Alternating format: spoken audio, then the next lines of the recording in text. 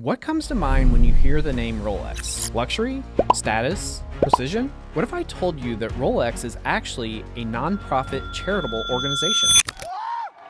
What? That's right. Unlike most luxury brands driven by shareholder profits, Rolex is essentially a non-profit organization.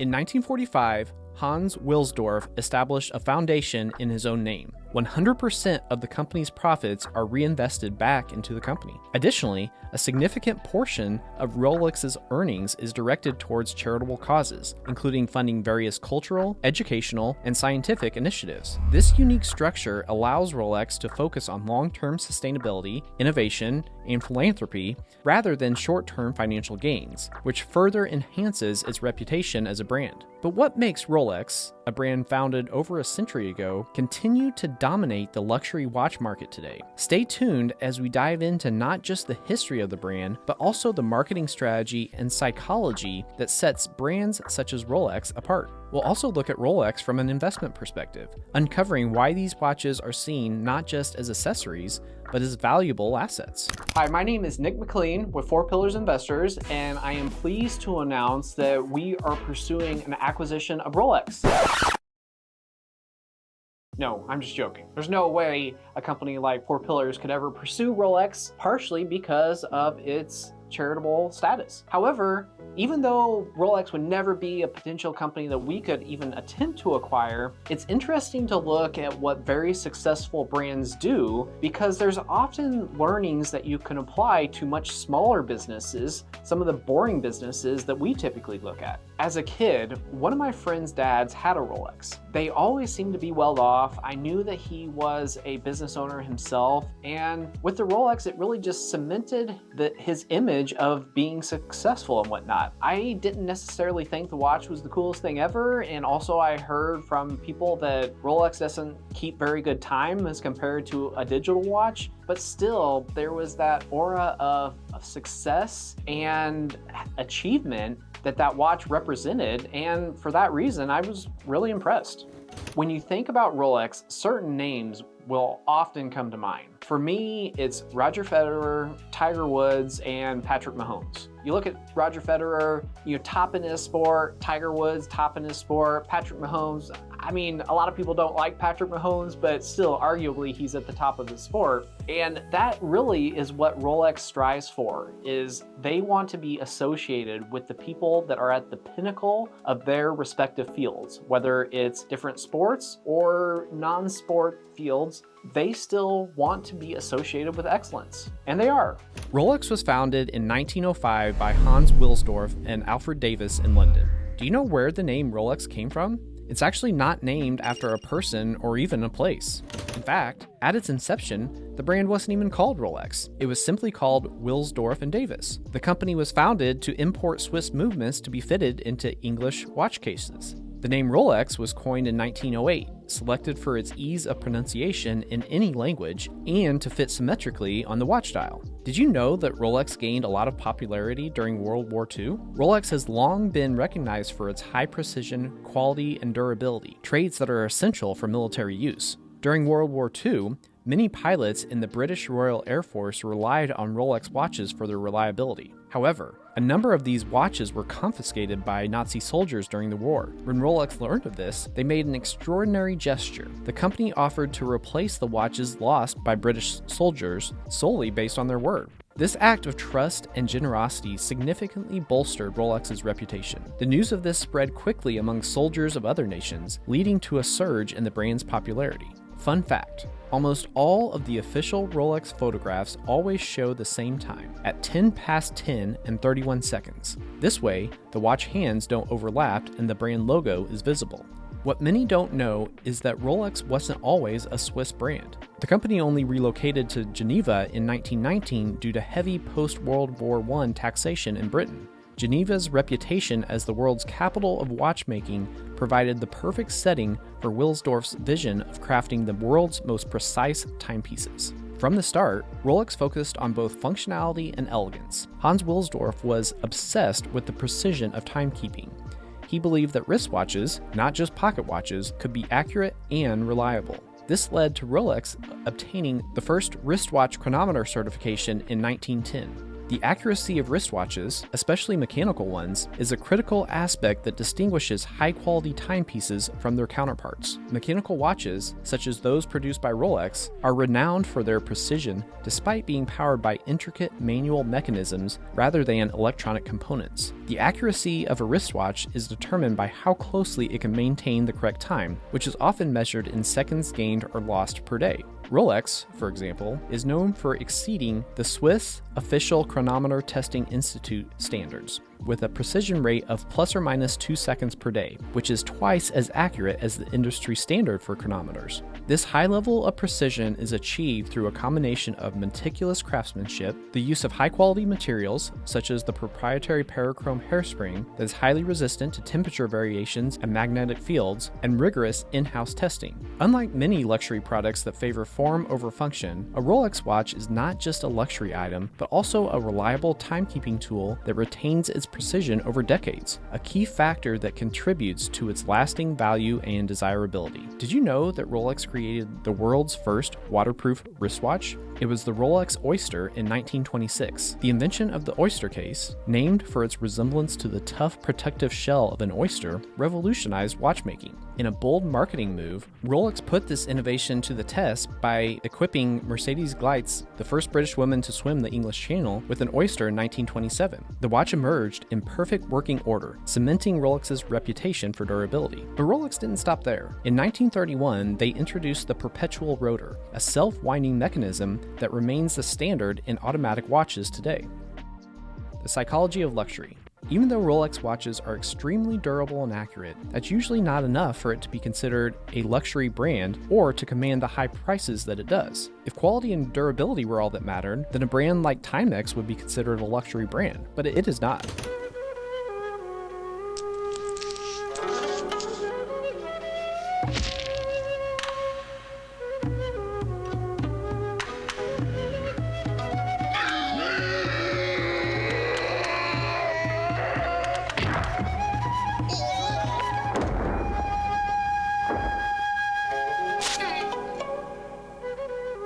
Timex, it takes a licking and keeps on ticking. Luxury brands like Rolex tap into the unique psychological triggers that go beyond functionality. They cater to our desires for status, exclusivity, and belonging. Owning a Rolex isn't just about telling time, it's about telling the world who you are. Let's explore these psychological triggers. First, status. A Rolex watch is a symbol of success and achievement. Wearing one suggests you've made it, regardless of whether you're in a boardroom or a social gathering. It communicates a message without words, that you are someone who values quality, tradition, and excellence. Exclusivity is another critical factor. Did you know that Rolex produces fewer watches annually than many of its competitors like Omega or Tag Heuer? Rolex intentionally limits its production to create a sense of scarcity. This scarcity makes the brand even more desirable. When you own a Rolex, you're joining an exclusive club where not everyone has access. Buying a Rolex watch can be a surprisingly challenging endeavor, even for those prepared to make a significant investment. Due to the brand's deliberate strategy of limiting production to maintain exclusivity and scarcity, many popular Rolex models, such as the Submariner, Daytona, and GMT Master 2, have extensive waiting lists that can stretch for years. This controlled scarcity drives demand, often making it nearly impossible to purchase a new Rolex directly from an authorized dealer without a lengthy wait. As a result, a robust second-hand market has emerged, where Rolex watches are frequently sold at a premium well above their original retail prices. For example, the Rolex Daytona, particularly the stainless steel model, is highly coveted and can sell for $25,000 to $30,000 or more depending on its condition, specific reference, and rarity. Vintage models or special editions like the Paul Newman Daytona have reached prices well into the hundreds of thousands or even millions of dollars, with the most famous example selling for $17.8 million at auction in 2017. Models like the Rolex GMT Master 2, Pepsi, and Batman editions can fetch anywhere from $15,000 to $30,000, often significantly above their retail prices due to their desirability and limited availability, making them not just luxury items, but also valuable assets that can appreciate over time. Belonging is a subtle yet powerful motivator. Rolex has cultivated an image that connects it with achievement, adventure, and luxury. Whether it's James Cameron diving to the depths of the ocean or Roger Federer winning at Wimbledon, Rolex positions itself at the center of moments that matter. This strategy appeals to our need for identity and belonging. Owning a Rolex makes us feel like part of something bigger, more important, and more enduring. Rolex also employs a psychological marketing technique known as aspirational branding. The brand doesn't just sell a product, it sells a dream, a lifestyle. This is why their advertising is filled with explorers conquering frontiers, athletes achieving greatness, and influential figures in moments of triumph. Rolex watches are marketed as essential companions on the journey to greatness, thus embedding themselves in the psyche of aspirational consumers. Moreover, Rolex leverages the concept of perceived value. They rarely, if ever, discount their watches. Instead, they maintain high prices, reinforcing the idea that their watches are not merely products, but valuable investments. This perception is further amplified by the brand's affiliation with prestigious events, from Wimbledon to the Oscars, and its association with icons who embody excellence. Rolex's marketing strategy.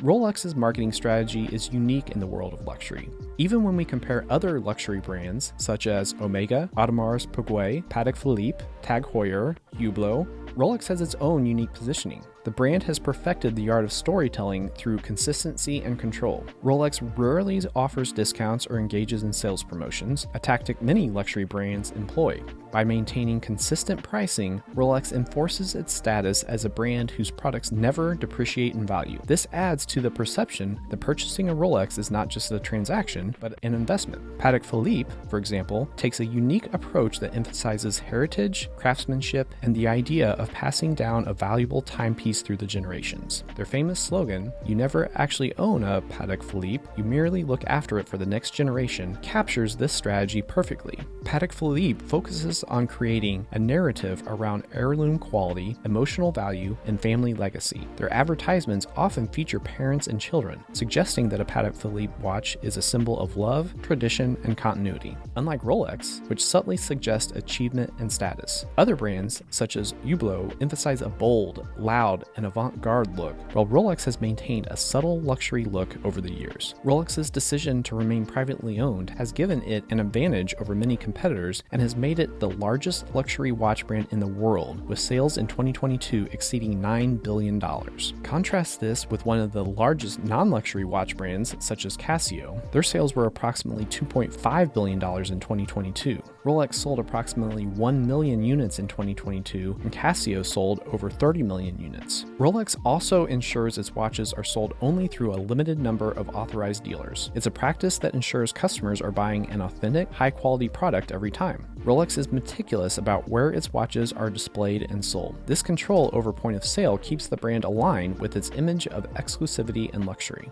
Which approach are you a fan of when it comes to business? A more mass market, high volume approach, or a luxury brand, lower volume approach? Let me know in the comments below. Rolex's partnerships further cement its association with prestige. The brand strategically sponsors only the most high-profile events, from Wimbledon to the Oscars, from Formula One racing to sailing competitions. This selective sponsorship strategy ensures that its name is always seen in contexts that align with excellence, success, and luxury, resale value, and investment potential. Rolex watches aren't just luxury items. They're considered valuable assets by collectors and investors alike. Unlike many consumer goods that lose value over time, Rolex watches often appreciate. Why is that? First, as we've mentioned, scarcity plays a huge role. The controlled production numbers mean that demand consistently exceeds supply, especially for certain models. This scarcity drives up the resale value. Certain models like the Daytona, Submariner, or GMT Master II have waiting lists that stretch for years, making them highly coveted. Secondly, Rolex watches are built to last. The brand's meticulous attention to detail and commitment to using the finest materials means that a well-maintained Rolex can last generations. This durability is a significant factor in maintaining and even increasing a watch's value over time.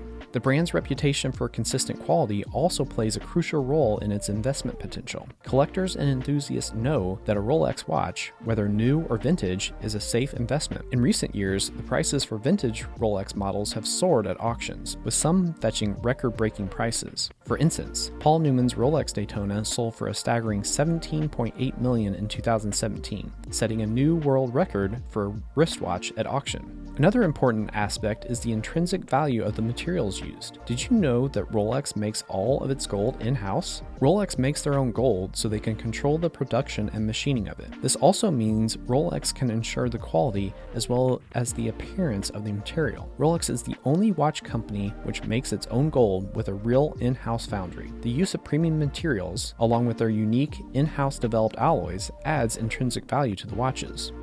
From a financial perspective, buying a Rolex can be seen as an alternative investment. In times of economic uncertainty, luxury assets like watches and jewelry often hold their value or even appreciate as investors seek to diversify their portfolios. For many, a Rolex watch is not just a status symbol, but a tangible asset that can be liquidated if needed. There are some websites and social media accounts, such as watches.io or @watches on Instagram, to see which watches have gained in value or lost value over time. So what separates Rolex from other luxury watch brands?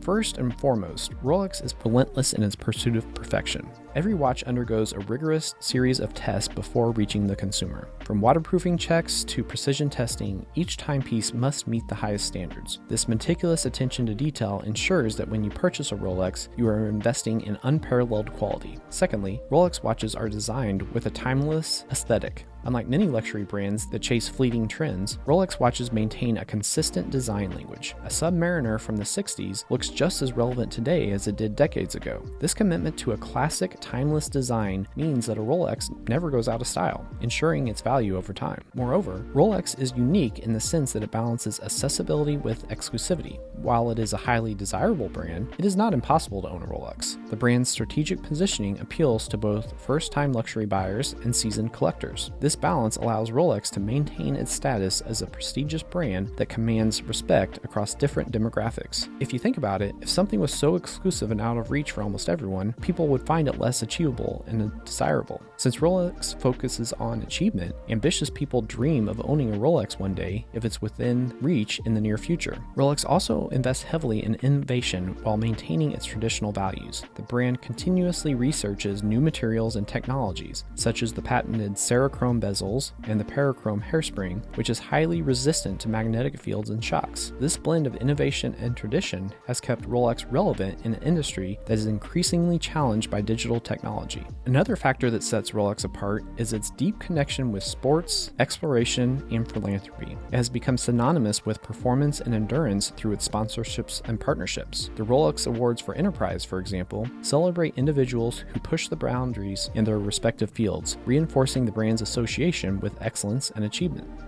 The future of Rolex. What does the future hold for a brand like Rolex? As the world becomes increasingly digital and smartwatches become more prevalent, how does a mechanical watch company stay relevant? Rolex is betting on its brand legacy, craftsmanship, and the timeless appeal of mechanical watches. While technology may change, the human desire for quality, status, and heritage remains. Rolex understands that in a world where everything is becoming digital and fast-paced, there is a unique value in things that are analog, durable, and meticulously crafted. Rolex continues to innovate, incorporating new materials and technologies while preserving its core identity. For example, their Oyster Perpetual Skydweller offers a dual time zone function and an annual calendar, catering to the modern traveler while maintaining Rolex's classic style. Rolex also remains committed to its philosophy of sustainability and durability. By crafting watches that last for generations, they emphasize long-term value over short-term gains, which aligns with the growing consumer preference for sustainable and meaningful luxury. Rolex is more than just a watch brand. It's a symbol, an investment, and a piece of history. The brand has mastered the art of balancing tradition with innovation, scarcity with accessibility, and luxury with practicality. It taps into our deepest psychological desires for status, exclusivity, and belonging, making it a timeless brand in every sense. Whether you view Rolex as a timekeeping tool, a status symbol, or a financial asset, one thing is clear: Rolex remains a brand that has stood the test of time by understanding what luxury truly means: precision, exclusivity, and aspiration. And that's why, no matter how much the world changes, Rolex remains timeless. What's your favorite Rolex model? Let me know in the comments below. Now, in the watch industry, some people refer to the Holy Trinity as being Rolex, Audemars Piguet, and Patek Philippe. What are your opinions though? Do you think Rolex is the top? Do you think it's the third of those three? Or do you not even like Rolex that much? If you do like Rolex, what is your favorite reference? I'd love to hear from you. Let me know in the comments below.